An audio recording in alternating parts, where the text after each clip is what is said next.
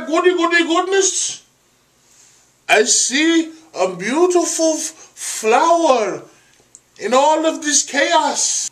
What is your name, beautiful flower? I guess I could tell you my name. You are kind of cute. My name is Talabana, Bobina, Banana Fana, Fofina, Mimai, Mo, Mina, Talabina. Oh my goodness! I cannot believe you have such gigantic breasts. I just want to grab them and squeeze them and go, oh, my hot wear. Damn non-stick towels. I can tell by just looking at your eyelashes that you probably have great big wonderful and delicious 70s bush that smells like 80 pounds of rotten catfish. I can't wait. If you want just a little bit of this pudding, you're going to have to give me all of your money and all of your goats. I want all your houses.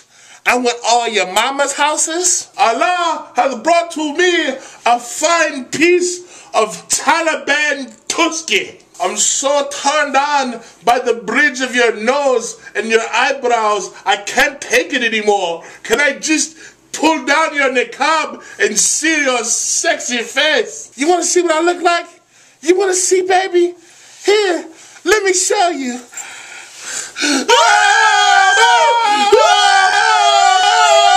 What the fuck? Oh, hell no. Hell no. Put that shit back on, bitch. For the sake of Allah, put it back on.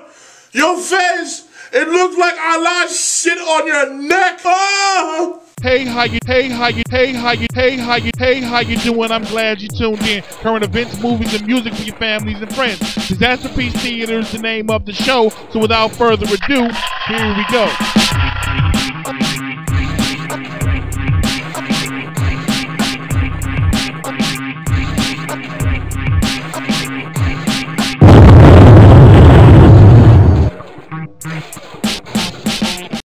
Yo, what's up? It's Thursday, February 11th, 2010.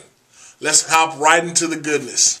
I thought this was a hilarious story. This guy, he's an Arab ambassador, meets this girl, and he starts paying her all this money, and he comes to find out that when he unveils her, that she has a beard and is cross-eyed and looks like a hideous beast. Makes sense why some of them wear the veils, because they don't want you to see how fucking ugly and grotesque they are. That's a precautionary mechanism so that you don't look at them and go, holy shit, and run the fuck away. That way, they can at least still have conversations with people. People don't treat them like a monster. We've all seen Frankenstein. They said this ugly bitch was just short of having bolts in her neck. This ambassador told the court that he wanted his money back and he was not marrying this fugly bitch. In their world, you're completely covered except for like the bridge of your nose and your eye sockets. That's all you can see. How the hell did you not know she was cross-eyed? Unless she had one side pulled up too high like a pirate patch or something. You'd notice those kind of things if that's all you can see. But if a chick has one boob that's smaller than the other boob, you notice it immediately, even if she has a shirt on. It's weird. If you see her and she's like, it's not going to get better when you take the rag off. So he sued for the contract to be destroyed and the marriage to be annulled. And he said, I want my $135,000 back, because he was basically paying her with jewels and candies and gifts and all kind of stuff to kind of butter her up to make it worthwhile for her to marry him. So the court annulled the marriage, but they refused to let him get his money back. That's fucked up. Like going out on a date with a chick who wants to go to the most expensive eatery in town, orders the most expensive shit, and then at the end of the day doesn't want to give you a kiss, let alone a hand job or maybe some reach around action. You cross-eyed bearded bitches make me mad.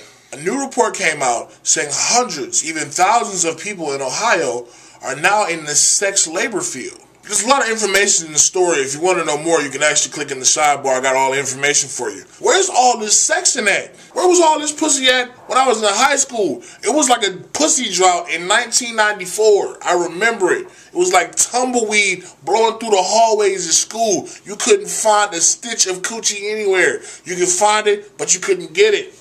That was the fucked up part. You could find the coochie, but you couldn't sniff it. You couldn't get it. It sucked. I mean, look at me.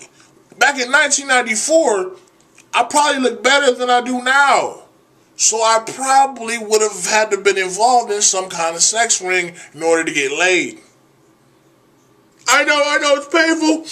I've gotten through it. I think they were trying to get the 14-year-old girl from Phoenix ready for this prostitution ring or something. In Phoenix, a 14-year-old girl was imprisoned by her own parents. They said they fed her cans of food and bread and water and kept her in a bathroom with a bucket of feces for a couple of months. She finally got away by sneaking out through the attic. She rode her bike to a movie theater where a couple gave her $50. And then she rode her bike to a strip mall and bought some food and then called the police. When the police got there, they said that the parents were amazed that the kid wasn't still locked up where they had her. They were saying that she was eating too much and cheating on her schoolwork at homeschooling. I don't care what she was doing. There's never a reason to lock a child in a small room with a bucket of shit. They should put cans of food in a bucket and beat her parents' asses to death with them. So John Mayer apologizes for using the N-word in his Playboy interview. The Playboy interviewer asked, "Hey, how do you feel about having street cred?" And John Mayer said something to the effect of, "If it was real street cred, I could call it nigger cred." I bet you that hood pass is revoked extremely fast, buddy. Now, normally, I don't give a shit. I don't care what you say. You have the right to say what you want to say. Nobody should tell you how you should talk or what words you should use. Nobody should do that. But in this case, it's just being nonchalant about not giving a fuck about a word that can affect a lot of people kind of makes you a fucking douchebag. So if you happen to see John Mayer out, don't punch him in his high cheekbones. Just avoid him. He's a bigot, racist piece of shit. Aren't we all? Lil Wayne, escapes his jail sentencing on a technicality. He's got some problems with his teeth where he needs to have some kind of dental work done, so they can't put him in jail straight away. Wow, I didn't know that criminals got fucking leeway. I guess it only happens if you're a celebrity. I understand Lil Wayne's strategy. You always want to go into jail with your game smile on. Well, that's all the stories I really had for you guys today. My name is Disaster. This has been your daily dose of Disaster Piece Theater. And I'll see you back here again real soon. Peace.